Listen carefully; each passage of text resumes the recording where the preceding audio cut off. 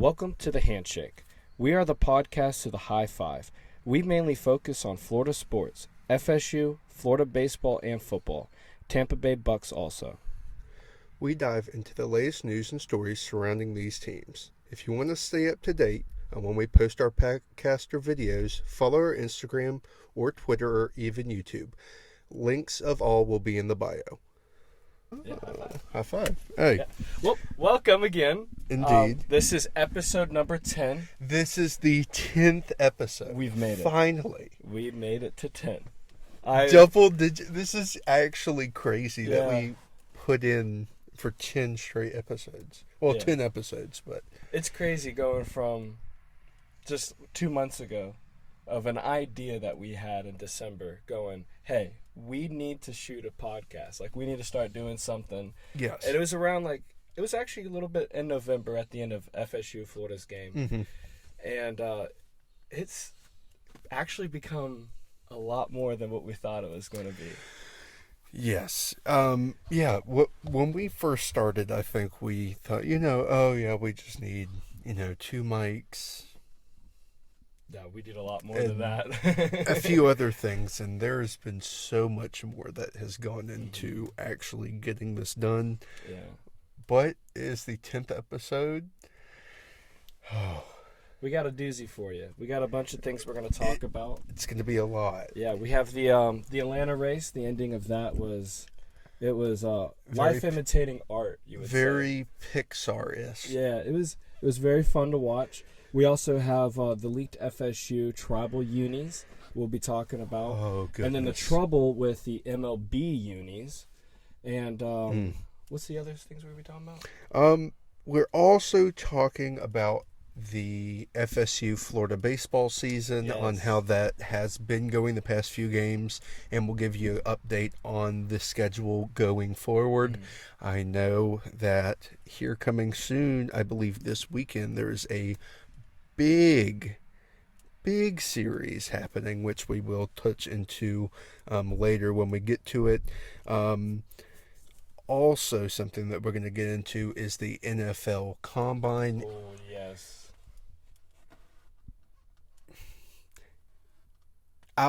When we get to it, we'll get into it. But I have some things to say about I was actually very surprised on how the NFL Combine went, but we will touch to that in just a little bit.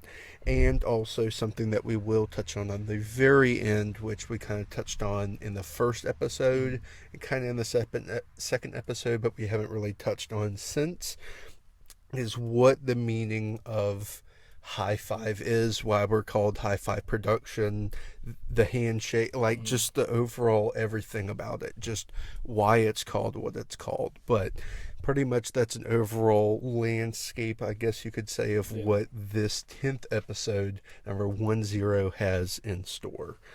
So, But without further ado, I guess we'll go for ahead the and get 10th into time, is our story of the week. You know, we actually had that right this time. Yes. We did that good. Yes. Every single time it's always like, I'll start, then you would go right after, but we did good.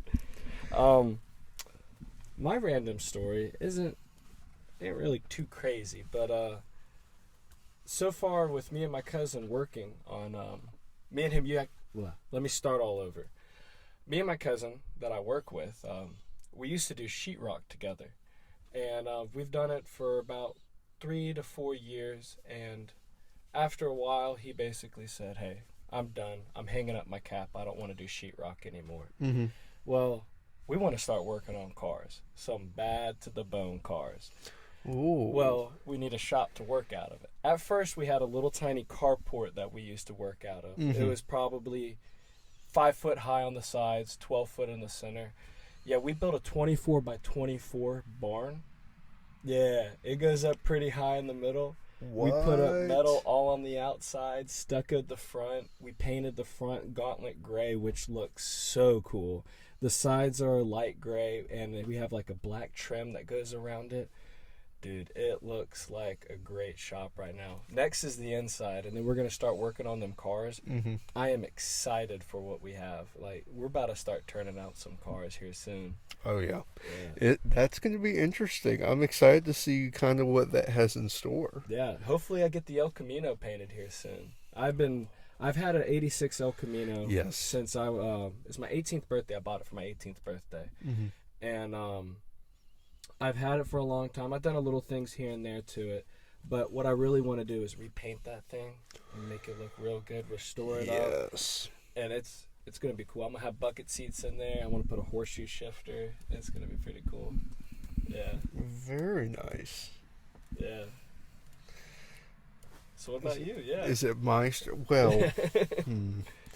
I've had quite a bit happen this past week, but I guess my story of the week, since it's happened within a week, and it happened within 5 minutes of here, my 2002 Honda Accord met its demise like a week and a day ago, something like that, last Wednesday.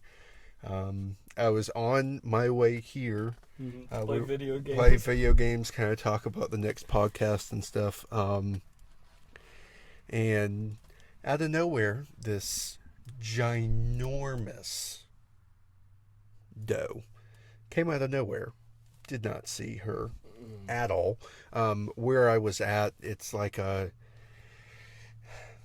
it's supposed to be like 45, 55. I think I was going like 55, 60. And it's like that part, there's a part where it's just an open field. There's no fence. There's no nothing. And it's just literally where they can hop over. Boom. They're on the road. That happened. Hopped in the road. There was nothing I could do. I hit it. Tore the car up. I somehow drove the car all the way here. Yeah. Turned it off. We tried to turn it back on, but the battery was pinched, so it wasn't wanting to turn on. So I stayed here overnight. The next morning, his brother went outside and was like, let me go take a look at it. And then kind of finagled with it for a minute or two. And then he heard like a little spark. And he was like, hey, turn it on real quick. And I turned it on. It sparked up. It turned on. And I was like, what the heck? It's still running? That's crazy. Like, there's no way. Like, the whole front end, I wish I should have actually had a picture that I could have put in for it. That I thought, actually, that this was going to be the story. But it ran, got it home, got the insurance on it, got a lot more than what I spent for it, which is always a great thing. I was actually shocked that I got a lot more for it than what I put into it. I got a newer Altima. Either 7 or 8 years newer, like 7 years. Yeah, 7 years newer, almost 60,000 miles less, for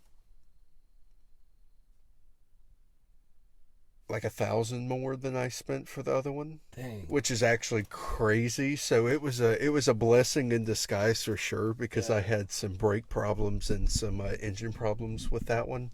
So this next one, I'm gonna baby it. Oh yeah. Let it last. And yeah, I love it. It's a good car. What? Ever since we started from beginning of episode 1 to now, I've been in a wreck and have gotten an upgrade from my Silverado 03 to now an 08. And you got in a wreck and went from an 02 to an 09. That's crazy. I know. Insane. Just in 10 episodes. I don't have enough. Done this in your car today. No, the front dash isn't big enough to put everything. Oh, I'm sure. I do like this dash. Yeah. Yeah. But maybe in the future, who knows? We might have to have it not the. Did I say an Ultima? No, you said Accord. Did I say an Accord? Okay. Well, yeah. I'm pretty sure you said Accord. Did I say an Accord? Well, I meant to say Accord. It's beautiful. I love it. It has tint on it more than the other, so that's nice. But that's kind of my long story of the week. There you go. Yeah. I guess that wraps up our story of the week. It does. It gets us into one of the craziest races, I think, that I didn't watch it. Again, you didn't watch the race? I didn't watch this one. Dude, I didn't. come on. But this ending is insane. And when I said in the beginning when it's Pixar-esque, I literally mean it. And we're going to show you right here. Yes, we're going to show you right here. This is the ending. Up top is the ending of course. The ending up top is the Atlanta race. And then on the bottom is the cars. It's actually hilarious on how close and similar it is. It is. And the great thing I love about it is the middle car that's supposed to be Lightning McQueen sticking out his tongue is my favorite driver, Kyle Busch, which is hilarious. But it's a crazy way to end a race for sure. There was actually a meme of that finish. And it was like if Kyle Busch was smart and it had a tongue on the front side of the car to tie it up. That was really funny. Yeah. But actually, let's look at the ending of the race because I think that is probably one of the coolest. Where does he block? Does he block high? Does he block low? Here it comes. Kyle Busch to the middle. Shooting a gap. No help with Kyle Busch. Oh, Suarez right alongside him. 3 wide. Off turn 4. Here they come to the flag. 3 abreast. Photo finish. I think it's Blaney. Unbelievable. 3 wide finish. Have you ever seen anything like that? Scoring. Finish is under review. That's probably one of the craziest finishes I've ever seen. That not just 2 cars, but 3 cars are within inches of each other. Dude, me and my dad were watching it together. And we watched actually the whole entire race from start to finish. And from the beginning to the end, you never knew who was going to win that. And honestly, never would have thought Daniel Suarez would have had a chance throughout that whole entire race. But he put himself in that situation at the end, kept his car clean, stayed out of every single wreck the whole entire time.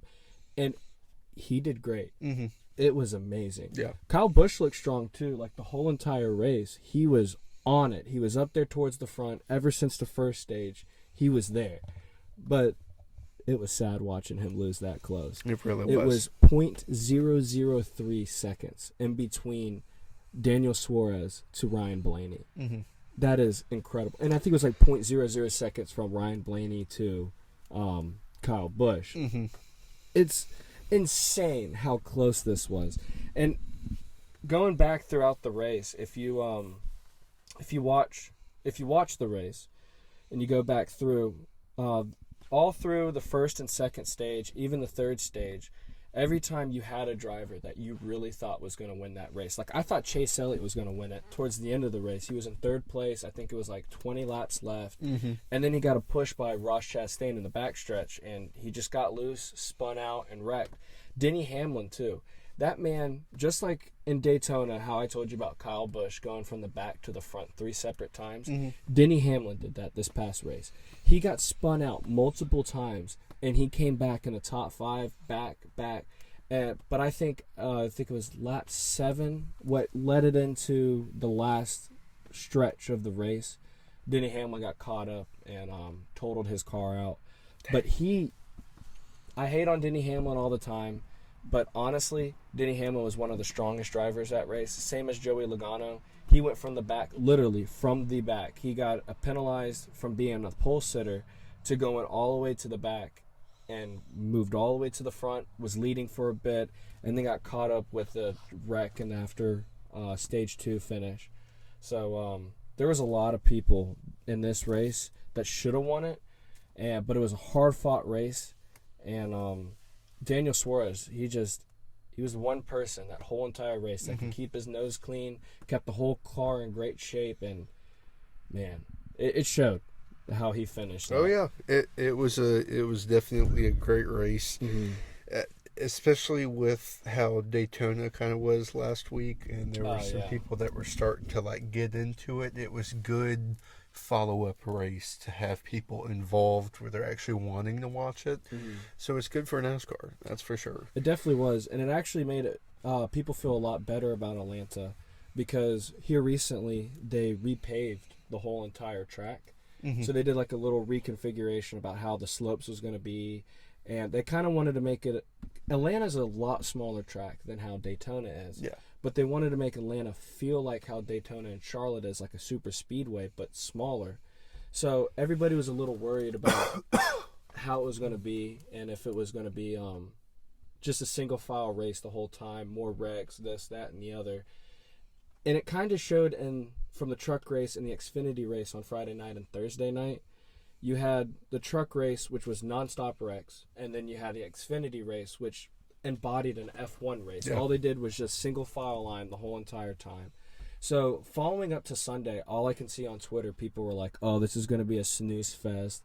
This is going to be probably one of NASCAR's worst races to watch because there's either going to be a single file line or everybody's going to wreck. No, it was competitive the whole entire time. Yeah, there were a good bit of wrecks, but it was something that, being the second time that they've ever raced on that track, on that configuration, they learned a lot. And a lot of drivers still did not have the right tweaks and issues or solutions to their problems during the race. But I think next time they do come back to Atlanta in the summertime, you're going to see a lot better for sure. A lot less wrecks yeah. during the race. And you might actually see an entertaining race like we did this past week. But this next week for NASCAR, they're going to be going out to Las Vegas. They're going to be betting on some racing. Yeah. Oh. Last night they did a tour with all the haulers through the strip. Dude, those lights look cool with them haulers. But they will be racing Sunday, I think, at 4 p.m. again, just like they did this past week. My dad just told me that the Xfinity race just ended, and Austin Hill just won. So congratulations to him. But other than that, I think that wraps up our news about NASCAR. What do you think? You got anything to add to that? No. I'm just happy that NASCAR is slowly starting to get back to the way I felt when I was a kid. Oh, yeah. Because, it's starting to get like that. For years, I'm not going to lie, I didn't care at all about NASCAR. Like, not a whole... Like, I like my driver because of when I was young and everything, but as far as, like, actually watching it, I didn't watch it. But, man, when I was younger, nonstop watching it all the time. And now it's slowly starting to get back to where I can be like, you know what? I might as well watch it, you know? Yeah. So you going to start watching a race? I might start watching races now. There you go. Yeah. I'm excited about that. Indeed. Well, you're always welcome to come over to the house and eat some burgers that. And watch some NASCAR with us. Which, yeah, that would be dope. That would be pretty cool. Yeah. Well, for moving on from there, do you want to do the NFL Combine? Yes. Oh, actually, before we move on, I got a funny meme. Me and my buddy Seth were actually in Walmart today, and we were going through some stuff, and we saw something really funny, and I had to take a video for the podcast. So just hold tight. I'm gonna show y'all this real quick. Yo, so I'm at Walmart with my boy Seth, and we're looking at some NASCAR stuff. That's right. And they already got that Atlanta finish right there. That's crazy. Yeah, so if you go to Walmart right now, if you want to get any memorabilia for the Atlanta race, I guess they already had it out there. Lightning McQueen's finish with the Oh, do they? Yeah. Oh, my goodness, of course. Of course. Yeah. So moving on from there, I teased y'all with the NFL Combine, so let's get into it. That is a beautiful logo this year for the Scouting Combine. Oh, I'm sorry. Night and day different. Oh, it is? It's a lot better? Mm-hmm. Oh, okay. I'm sorry about that. My microphone was turned Oh, around. that's so insane how crazy of a difference that is. Huh. That's weird. Oh. But yeah, the NFL Combine. the NFL Combine. Now, something Florida fans don't know too much about because, you know, FSU has about, 10, 11 more people in the draft this year than y'all do? You know, we have one bad year. One? Okay, it's been a little more than that. Yeah, but One bit. But NFL draft. Anyways, so the NFL Combine, pretty much as far as the defensive players wrapped up today, there were definitely quite a few prospects that definitely were popping out as far as what they were doing. A big name that we're going to get into first is Braden Fisk. That man is fast. He is fast, and that man can bench in his 40 time and his vertical. Like, so I don't know if we have it or not, but he ran his 40 time. And I got you. Let's see if we can pull it up. Yes. So Braden Fisk ran a 4.7840. So a 4.7840 actually puts him number 1 overall this year at the Combine as far as defensive tackles go by a decent amount. Now, the picture that you do see where he is cropped, that is all-time NFL Combine. He is 5th. He is the 5th fastest defensive tackle to run at the Combine. That's crazy. In NFL history. That's insane. Like, that's actually insane to me. Yeah. And then I looked up his vertical and long jump, broad jump, and all that. He was like top 2, top 3 defensive tackle in everything. He's going to be an absolute steal wherever he goes. Definitely. No doubt. I actually do have the video if you want me to play it real quick. Please play it. So I'm about to show y'all his 40-yard dash, and I think the bench is in it, and him going through the agility test. Braden Fisk of Florida State. He's jumped really well, as Charles mentioned. I think he's going to roll here. I mean, he is explosive, and you can see it on tape with him. I mean, he jumps off the ball. He can win early. He's got really strong hands. I was impressed with his balance. And somebody who doesn't have long arms, he's got shorter arms, but he doesn't allow blockers to get into his chest. He's able to just work edges and win. I think he's going to roll here. Nice. He's moving. And the start 6'8". Oh, yeah. Oh, 7'8". That's crazy. Hey, now. I think he knew he did well. I think he said, "Oh yeah," as he crossed the finish, didn't he? Did I hear that properly? That was strong. Man, Oh yeah. he's got some quick feet. Let's hear it. Oh, yeah. Doo-doo, bow, bow, doo-doo-doo.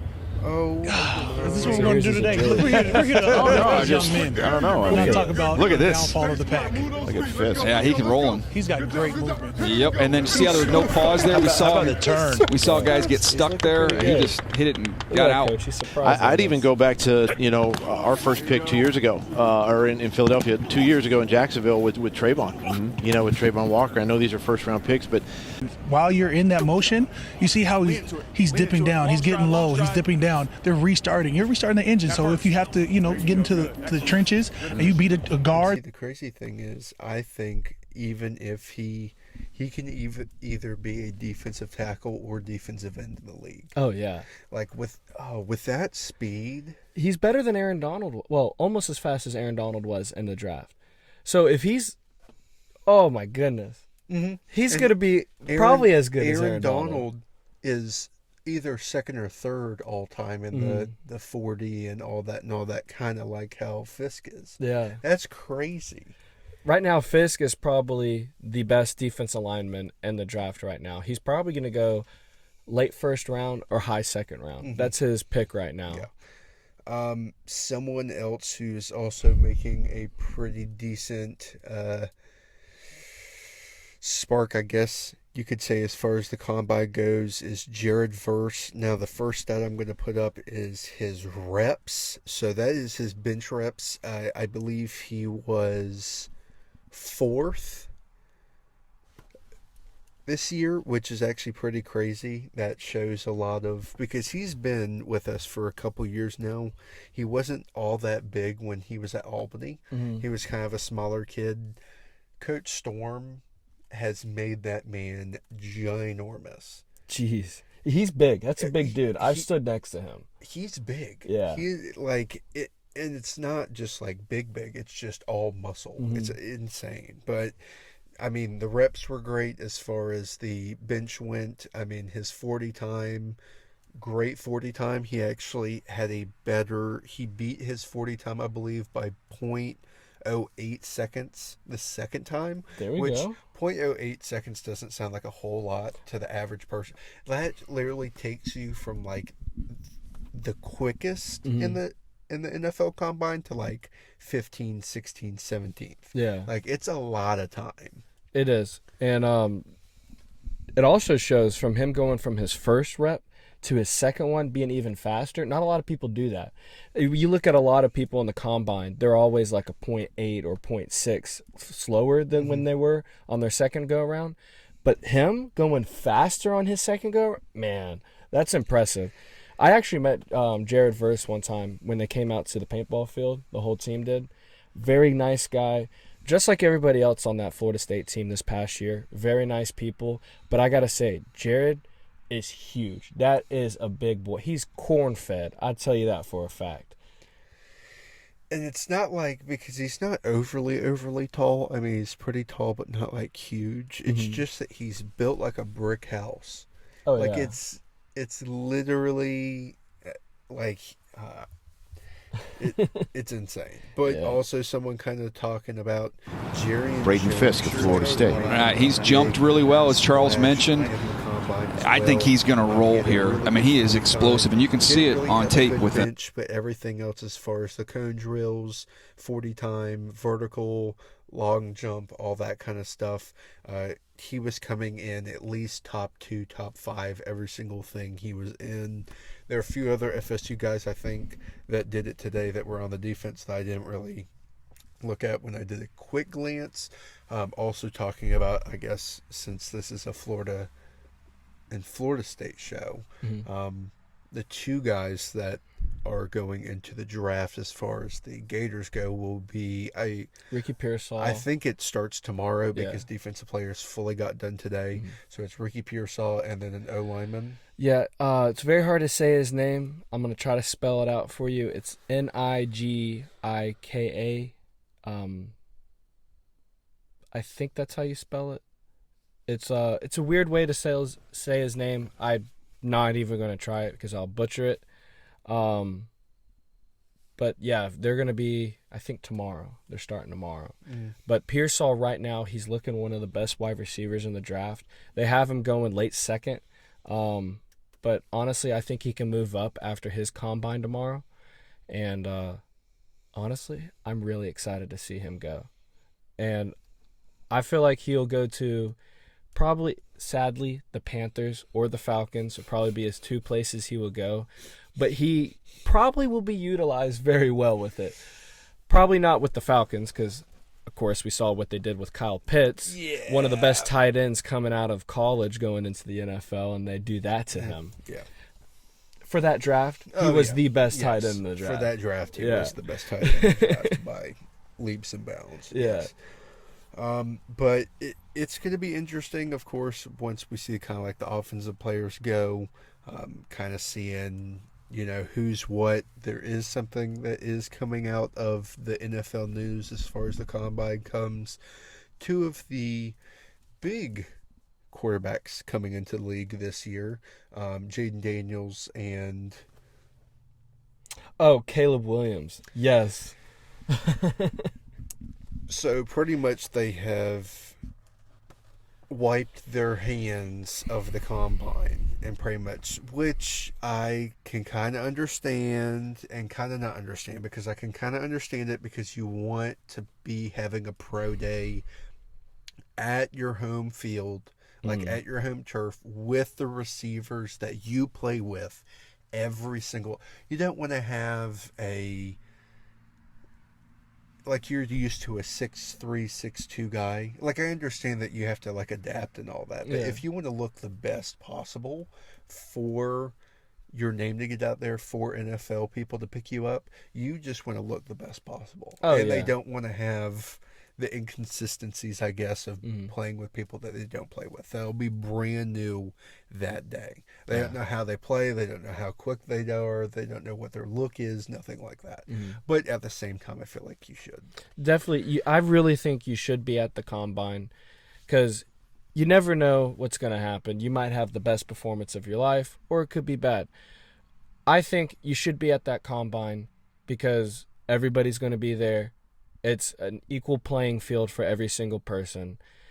It doesn't matter if you have your own wide receivers or not. If you're a good quarterback, you can make them throws.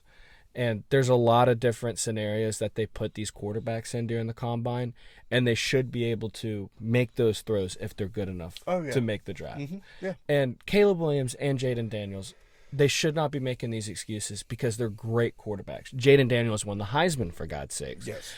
He should be out there throwing to people, showing that he can make it in any situation. He can throw it in any situation to any wide receiver. Same as Caleb Williams, if he thinks he's so good. I don't even understand Caleb Williams having his dad as his manager, not even taking an actual manager to go into this. He's using his own father. And then also on top of that, I don't know if you've heard about it, or I don't know if y'all have heard about it, but his dad is also saying that he wants to forego the rookie contract. Why would you forego a rookie contract? No. He says that his son's too good for a rookie contract. If his son's so good, why did they lose all them games at USC? Players, I guess. Coaching. Oh, Lincoln Riley's not a good coach? Yeah, apparently not. Yeah, well, but it was a different story when he was at Oklahoma. Anyways, it's crazy to think that your dad's going to be your agent that's not an approved agent by the NFL. And doesn't know what he's doing. Yeah, and doesn't know what he's doing. And he has 3 or 4 of his buddies that are helping him that have been buddies forever, that were helping him apparently when he was a pro or something like that. Thinking that you think that you're too good to have the rookie contract is saying a lot. Yeah, it's saying a lot, yeah. And the fact that you're not having a single, the amount of quarterbacks that have had so much hype coming out of college are endless. Now, the amount of quarterbacks that were number 1 overall picks that ended up being well, very slim. Very, very slim. They're usually maybe like a 15th pick, 20th pick, second round, maybe a third round steal. It's crazy to think about and then you have your other greats that were picked number 1 overall, that were able to get through it, that went to a good team, or before their career was over, they got traded, which I kind of feel that might be the thing with Baker Mayfield, but we will see. You think he's going to get traded? No, I'm saying that Baker Mayfield's career was dying. Oh, well, there is talks about him might be being traded before the season starts. Who are we getting? I don't know. There's a rumor that because they haven't renewed his contract, that he might be going somewhere else. Yeah, tough break. I promise you, if I have to see Kyle Trask as our quarterback for a season, I'm not watching any Tampa Bay football. He actually might be pretty good. He's got high praise from Brady. He's got high praise from Baker. He's got high praise from almost every quarterback we've had there and coach. What are they supposed to say? He's a sack of poop? That's what Brady said about Garoppolo. Well, I think it's also that Garoppolo and Brady absolutely hated each other. Yeah. Well, he also said the same thing about, what was it, Brisket? That was a backup for the Patriots. Almost every backup he had at the Patriots, he's had something wrong to say about him. So, I don't know. I think that's kind of high praise for Trask. I think Trask has what it takes to be a good starter. Probably not a franchise quarterback, but somebody who can fill in until a good quarterback comes in. I like Trask. Like Caleb Williams.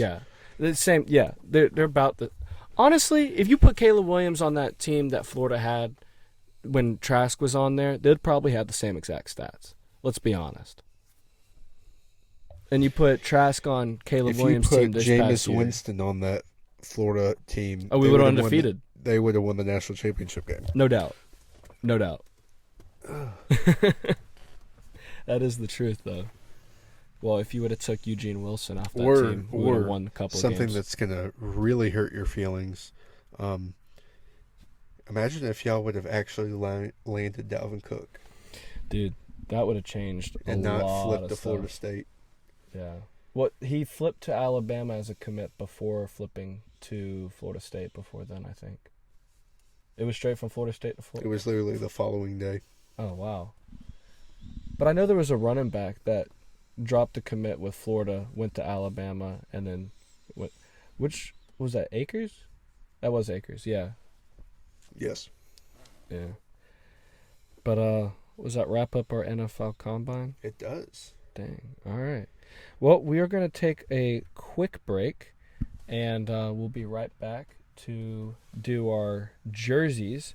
FSU's leaked jersey that they might be wearing homecoming this next year. Man, And the problem with the MLB jerseys and pants that they have been wearing.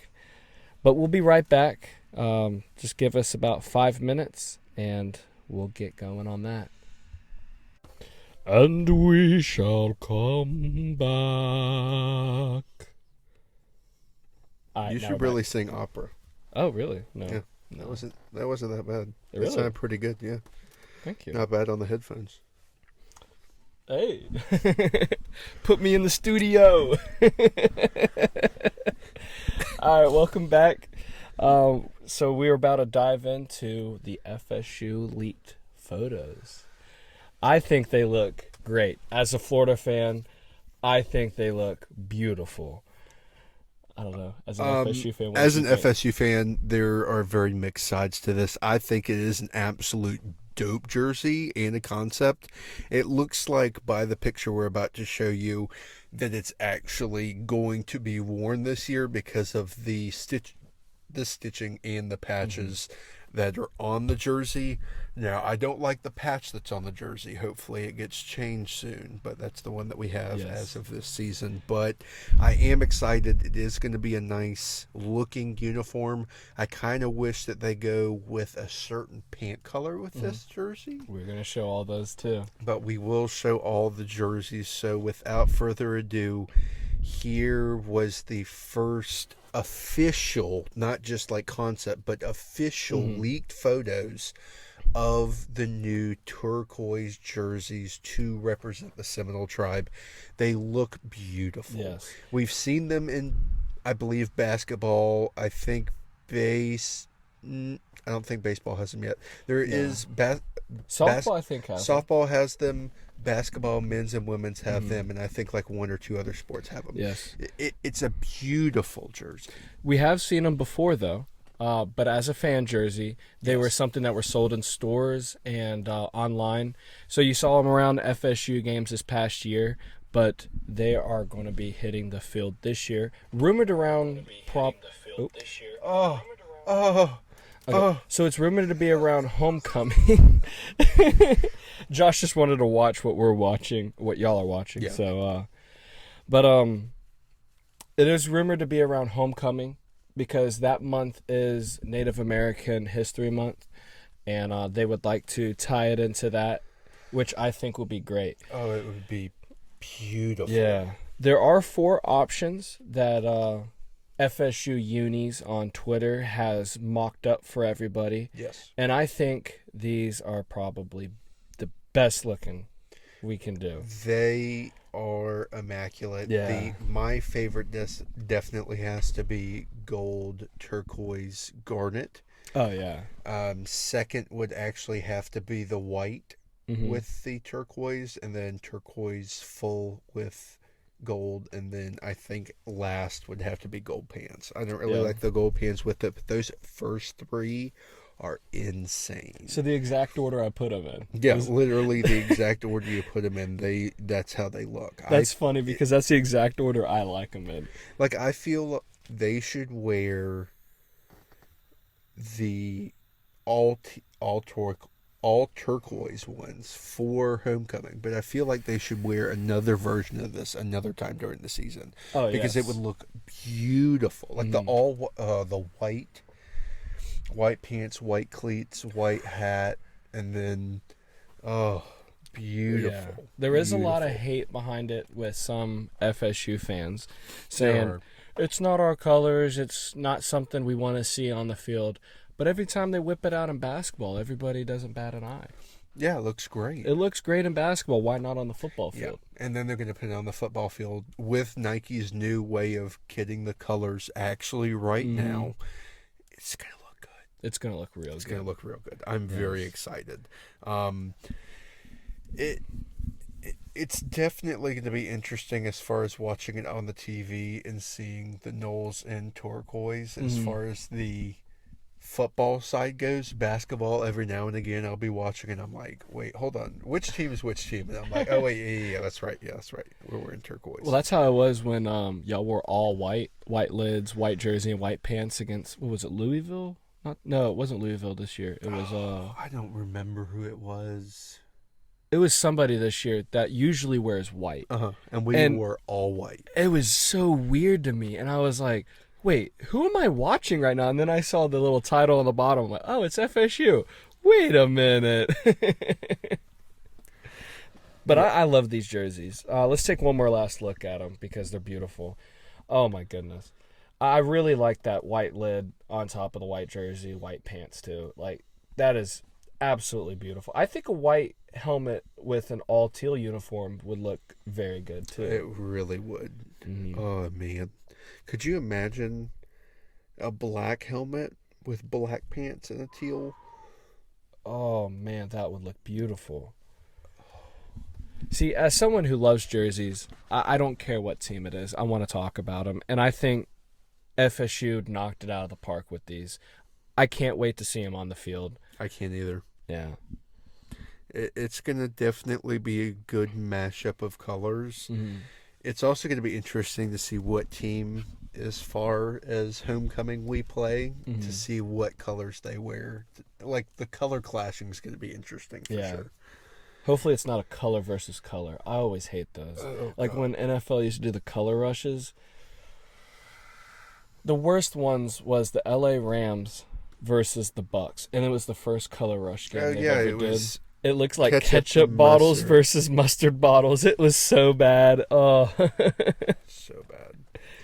I'm glad that the Rams during that time did revert back to wearing their old white jerseys with white pants, with the blue helmet with the white ram.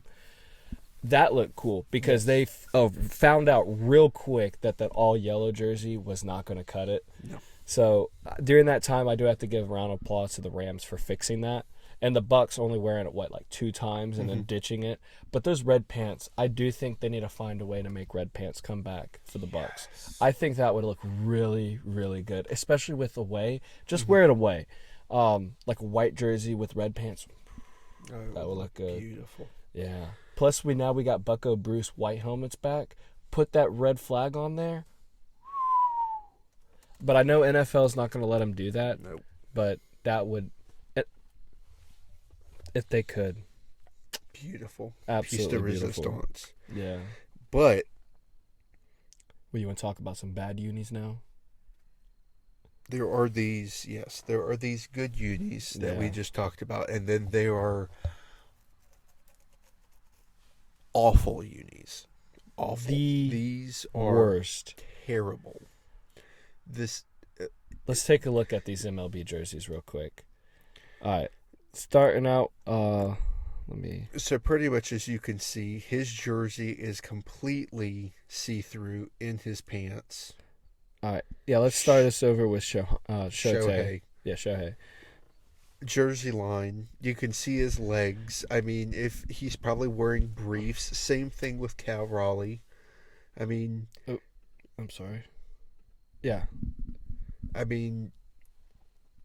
Oh, it's so bad. So the thing is about these jerseys, let me come back to us.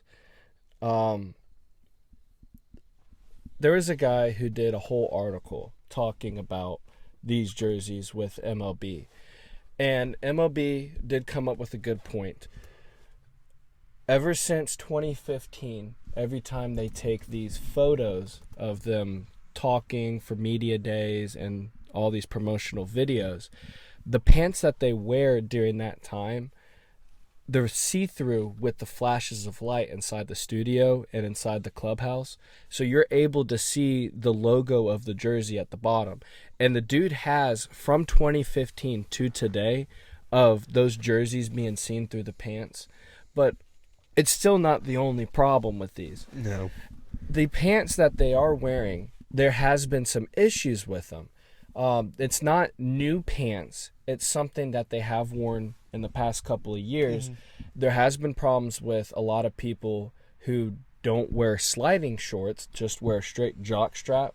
And if they sweat, you're able to see everything. And they tried out the newest type of Nike pants this past year for the All-Star game. And every single player came back with positive reviews, comfortable. And a lot of people watching the game really liked them because the navy blue pants that the American League or the National League wore was absolutely beautiful. And the white pants weren't see-through then, and they looked very good. Everybody loved them. But now in spring training, when they're doing these, like they're now going out with everybody else, and they're taking these promotional videos, they're still see-through on that top part. So people are giving it ridicule. But that's not the only problem with these jerseys. Like if we look over at our next problem is these names. Look at the nameplate that they have up there for Mike Trout. It went from a big, bold letter that curved to small, inky-bitty letters that are just straight flat and they look horrible. But that's not how it is for every team. If you look at the Astros, Verlander's, it was a beautiful, like thick, going around. It didn't have much of a curve to it. But these newest ones, it's like they were using a free editing app, which I use a free editing app when I edit these stuff for the podcast. I could do better than that because I know how to figure out how the center of something is and how to make the circle look good and appealing to your eye. This is horrible. If you look at that jersey, it's not even centered correctly. The circle is too broad. And come over, you want to be serious about it, it's going to look like this next year. Toronto Blue Jays is going to be a straight circle. It's absolutely horrible. And it's so bad that Chavez actually went out and posted this on his story. A guy took a screenshot of it, put it on his Twitter, and guess who responded? Fanatics itself, thinking that a fan bought this jersey and was showing people how it was messed up from production. So they said, oh, that looks like there's been a mistake in shipping. Contact us to get a new one. That's an MLB's player's jersey. That is the problem. Like, if you look at how everything is on their jerseys, it's horrible. The logo of the MLB jersey is a basic vinyl iron-on. The same with the patches. Like if you looked at all the old jerseys that were done before Nike and Fanatic. Well, Nike was doing stuff with Majestic. Used to be the old sponsor for MLB. Beautiful jerseys, look great. Beautiful. It had 3D stitching.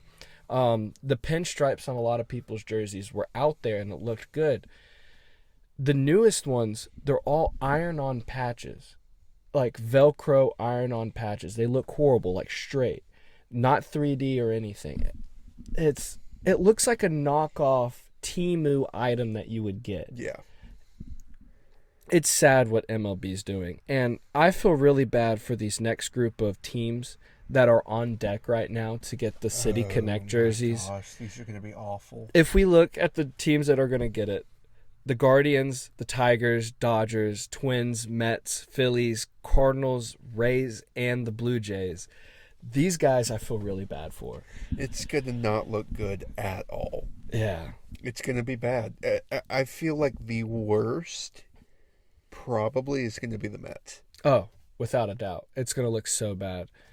I'm glad the Yankees are holding out as long as they can. So every sane baseball fan can look at a normal uniform for a good bit before Fanatics gets their hands on it. And it's not really like, I would say Fanatics is ruining these jerseys. It's kind of like these Nike designers.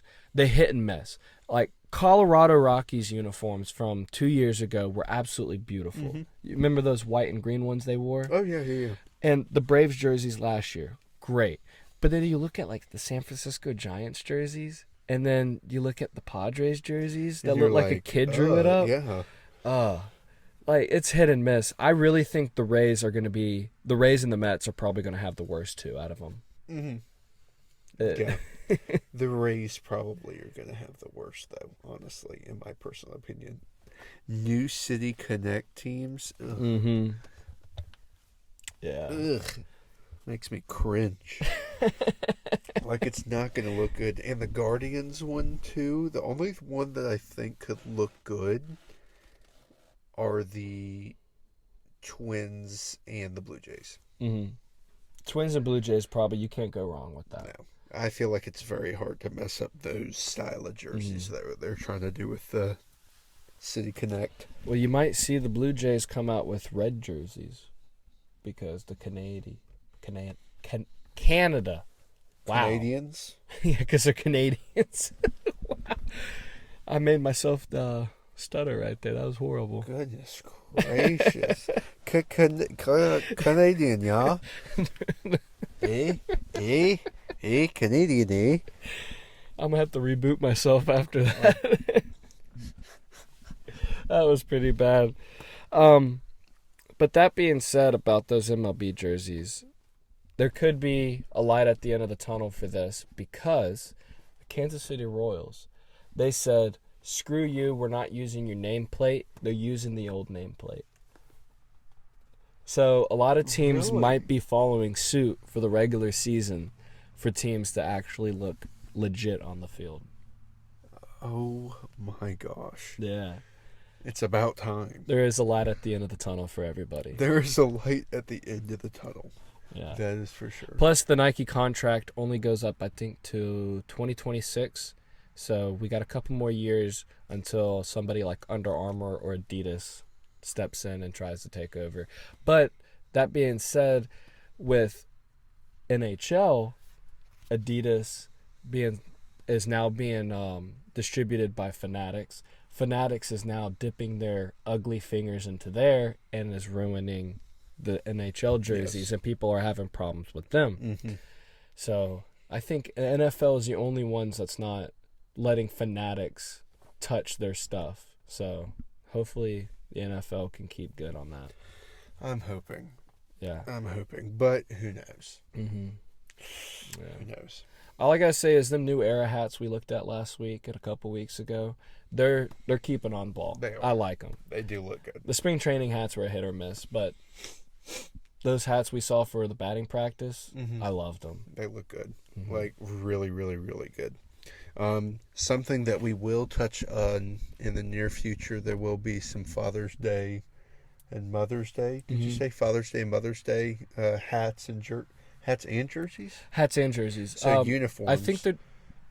I think they're doing jerseys for like batting practice, but they're not going to be wearing them in the game. It's just going to be the hats. Okay. Yeah. So we will have our Familia on for that, so they will be able to rank it as well.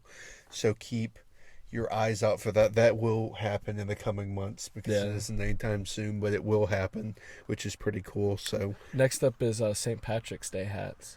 Oh yes, the all greens. Yes. Some of them look pretty fire, I'm not gonna lie. They all have the basic look to them. It's going to be green on the backside, white on the front. Some of them have green logos and some of them have gold logos. So there are a lot different ones to pick from.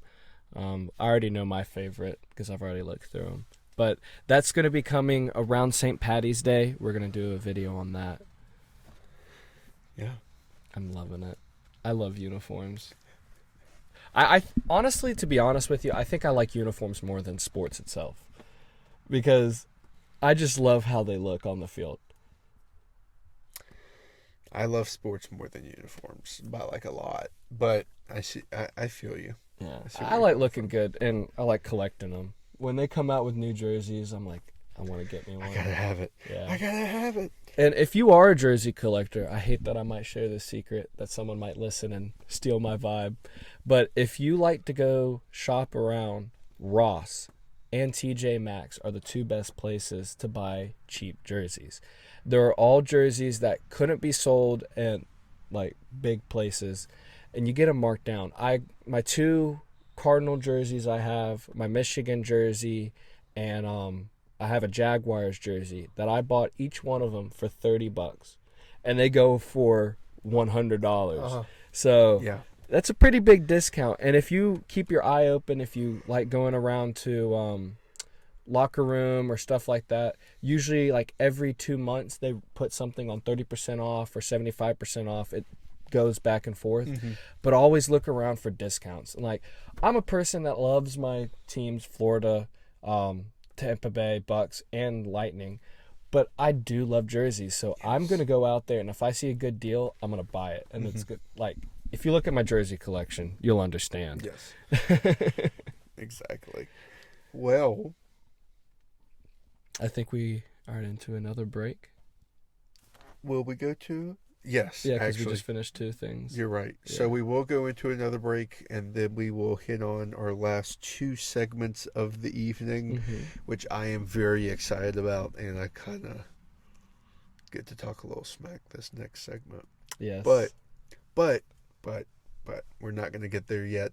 We're going to get to some college baseball in the next segment, and then we're going to kind of close it out with what the true meaning of the high five is. Yes. But we will be back in just a sec. I think we will have another 5-minute break. We will be back and round it out. Yeah. All right. We'll see y'all here in a second. Yes, sir. All right, my fellow Americans, we will come right back. What was that? I don't know. That was an old guy trying to talk to his fellow Americans. That wasn't a Joe Biden for a fact. I can't do a Joe Biden voice. Well, I can do a little Trump voice. No. All right. Well, getting back into what we're talking about.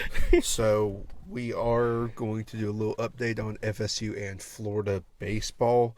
As far as an FSU fan from this side, the grass is very green. We're undefeated. We're going into actually. There's our little logo for it right now.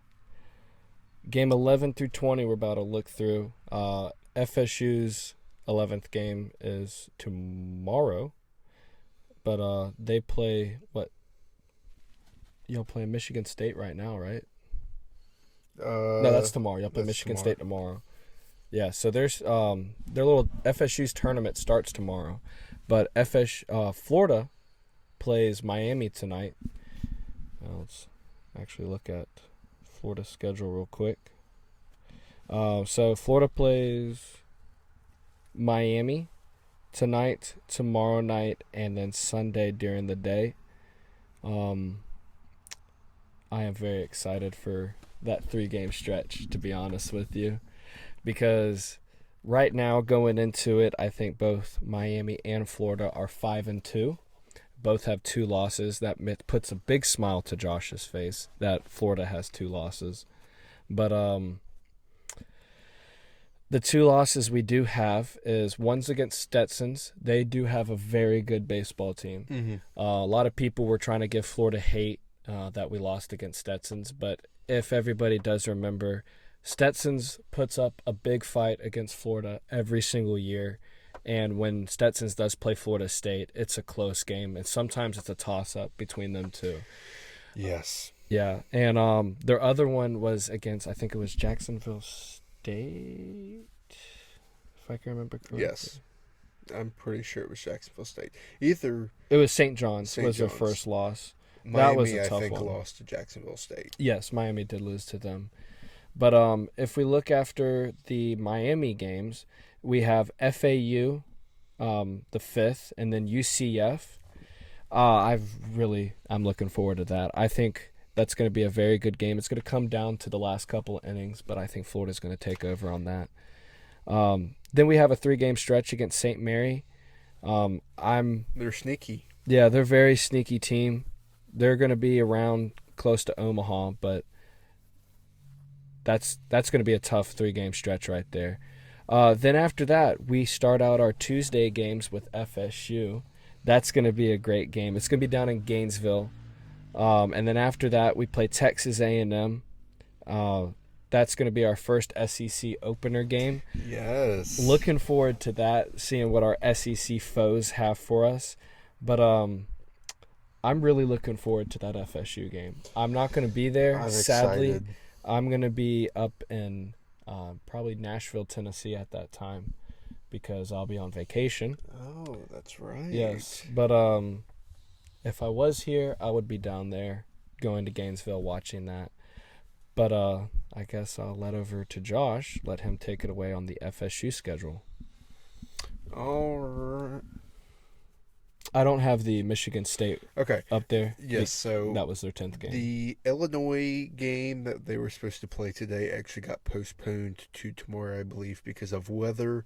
So they will actually have 2 games they have to play tomorrow. Mm-hmm. So first they will be playing Illinois, I believe, at noon, and then I think they're playing Michigan State at like 5 or 6:30. And then the following game on Sunday is going to be Western Michigan. I feel like FSU, after all that, are going to be sitting pretty with all of the wins. I feel like they're not going to have any losses through that point. And then we're going to have a 2-game series against FGCU. I feel like those are another 2 dubs. FGCU is a good baseball team, though. They are sneaky good. They can definitely get a few games in that they normally don't win. Then we're going to have a 3-game series at home against New Orleans. I don't think that's going to be any bit of a problem. I think we're going to have about 10 to 15 runs per game. That game probably give up anywhere from 3 to 5 per game.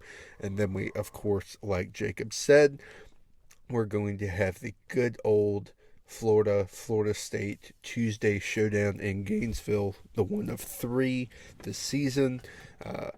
I'm excited for that game as well. I will not be able to get down there because I have work, but it would be a cool game to go to. I feel like it's going to be a game that's going to be inning by inning. I don't know who's really going to win that one. I think Florida's going to hand y'all's first loss. Of course he thinks that. That's how he always thinks. And then we're going to, like Jacob, with Florida, we are going to open up ACC play with Notre Dame 3-game series.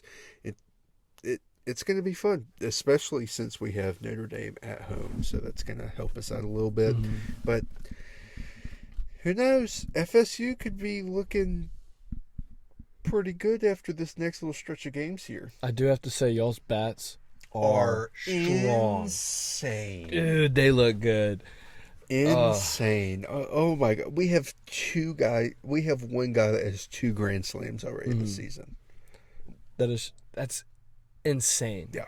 I do have to say, y'all's pitching staff, y'all's pitching rotation y'all have, is probably the best pitching rotation I have seen in a long time for y'all. Y'all look stacked. Like Florida, on the other hand, we haven't looked the best on pitching, but there is it's 56 games. Yeah. And it's a long season. Yeah, I really think we can bring it around with our pitching. Oh, definitely. Yeah. Definitely. Hopefully by that Tuesday. Could you imagine FSU goes into that game if they're undefeated? That's for Florida. That's going to be win or nothing else. Like, y'all going to call the season off if y'all lose? Nah. Last time Florida State beat Florida on the first game of the series, we had COVID. That was in 2020 during a Trump-Biden election and Kansas City winning a Super Bowl. So hopefully it's not a repeat on that and we go through another pandemic. So I guess, yeah, if we do lose, we will cancel the whole season. Goodness gracious. But yeah, I'm once again, like we said in podcast a few episodes before this, I am excited for this season. It's going to be fun. We definitely need to go to a few games. Oh, we definitely That's are. for sure. Yeah. We didn't go this Tuesday because you were buying your car, but yeah, I think that's worth it. It is definitely. Oh yeah. Yeah, you got a beautiful car. I do have to say that. I didn't say it when you were talking about it in your random story of the week, but I do like your car. Yeah, it's really nice. It's pretty nice. It will make any 16-year-old girl looking for their first car very jealous.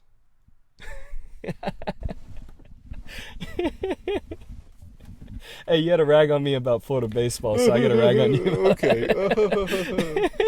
Whatever.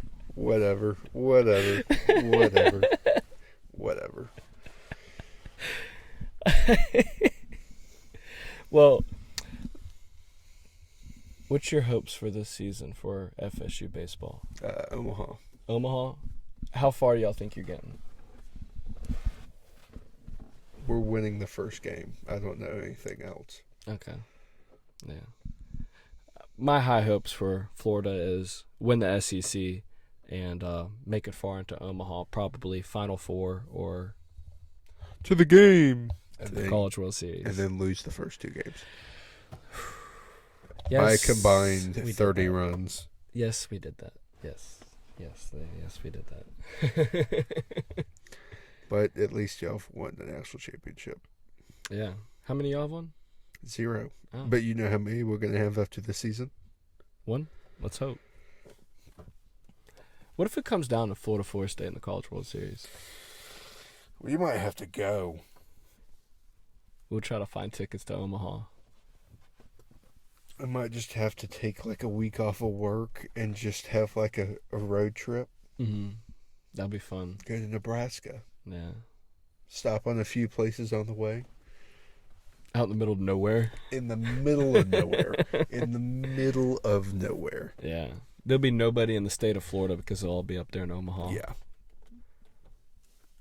At least the north side of Florida. Yeah, the whole panhandle, a little bit further down there is just going to be abandoned. Yeah, it's going to be a ghost town. Same thing if FSU and Florida played in a national championship game in football. Oh, the whole state of Florida will be a ghost town.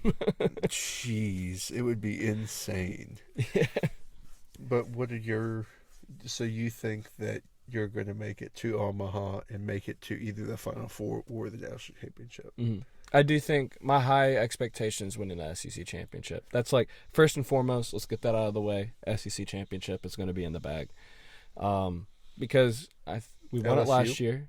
Well, we beat LSU last year in the SEC championship game. So I really think we can easily pull another championship out of our hats. Uh-huh. And I think we have the road to Omaha. And I think Final Four or national championship. Yeah. So, yeah. We always have a rough start towards the beginning of the season. We did have that one year, I think it was 2 years ago, where we had 12 games, 12-game win streak. It was like one of the longest win streaks. I think FSU is about to go ahead and get close to that. But I think it was longer than that, though. I think it was like a 20-game win streak. Close. I have to look it up. But FSU is probably going to be close to that this year. We will see. Yeah. But that rounds out what we have for the FSU and Florida baseball. And now I want to see if I have a logo or something I could throw up there. I do not. Dang. I was not prepared for this. Well, the last thing that we're going to touch on, I guess, for people who don't know, is what the true meaning of high five is. Mm-hmm. What our friend group believes, what we're trying to build this brand about, and what the fundamentals and the foundations are of it. Mm-hmm. The high five meaning it's very simple. It's friendship, positivity, and having a good time out of just the simple moments. And I don't know, you said it perfectly when we were on break. What did you say about Oh, put me on the spot. I don't quite remember, but it was pretty much saying like the high five, just the whole aspect of it, high five production, the handshake, everything that we're gonna do with this channel, with the hats, with everything is just promoting, like you said before, promoting positivity, but also being a brand of having people there for you and being the person that you can be there for someone, of being there, someone to help, someone to be a friend, someone to do things for that can, I mean, what friends are for, pretty much. Yes. What brothers, and like your brothers, and then like if it's girls, like your sisters, I guess, or your bros or whatever. But it's just having the mindset of everything's good because I have all these people around me. We're keeping positive. We're keeping it nice. We're having love for one another. And I mean, that's just, I could go on for quite a few minutes, but it's just that we're trying to make something where it shows that having a friend group is amazing. Having people around you is amazing. And even if you don't have people around you, just having that mindset of, I mean, I have this. Life will throw stuff at you, but you just got to take it. And I mean, you got to put one foot forward in front of the other. Yeah. I got to say, when I created the symbol about a year ago, it was about a year ago around this time, because James asked for a custom hat for himself for his birthday. And I was like, let me get on that. Let me create a little symbol. I already had one done. It was a 5 with a high in it. Honestly, I liked it, but it really didn't speak a lot to me. And what kept coming to me is coming together. And when I did the symbol, having the H and the 5 being one was like a unison thing. Like whoever you're around as a friend, you're connected to them. And when I created that symbol and I showed James, automatically he was just like, yes, put that on a hat. I want that.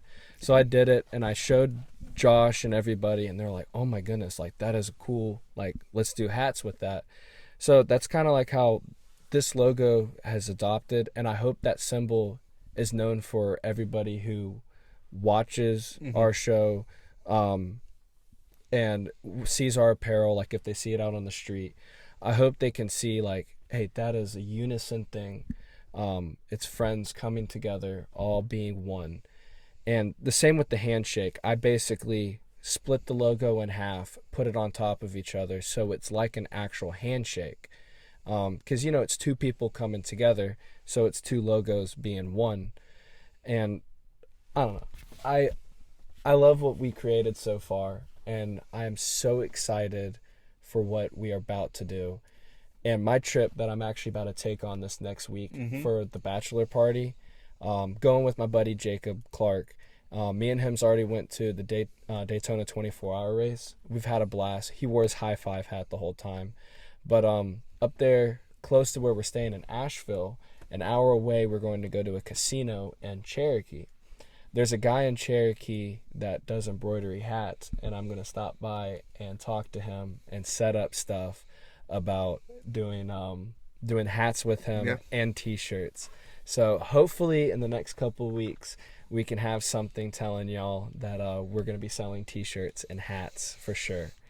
And I'm so excited for that. That's going to be dope. Yeah. We have if you want one or you're planning on thinking about one, just so we can kind of get a head count, we will let you know in the coming weeks of kind of what's going on. Just let us know. Like if you know us personally, just hit us up. Or if you're someone who doesn't know us day by day, I mean, just get in contact with us via DM of any social media link that we have, and we can put you on the list. And also, if you are going through any struggles in life, just know we are here for you. Our DMs are always open on Josh's Instagram, Twitter, whatever you find. Mine too. As anybody that is going to be a part of the High Five and on the Handshake show, we will tell you We're always here for you if you're going through any trouble. So just reach out to us. There's always someone there to listen to you and be there for you. But I don't know, is there anything you want to add on to that? Just that, I mean, it's pretty much like I'm an FSU fan. Through and through, I will never not be an FSU fan. I have the tattoo. I mean, it's just, it'll never change. Mm-hmm. He is a diehard Bull Gator. He'll probably never I don't think he'll ever change.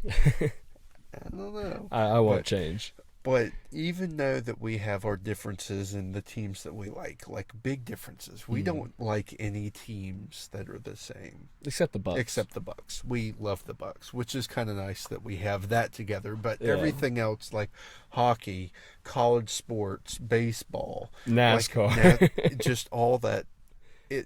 Even just like brands of cars. I'm a big Chevy guy, and he switches around every... What brand are you mostly into, like vehicles?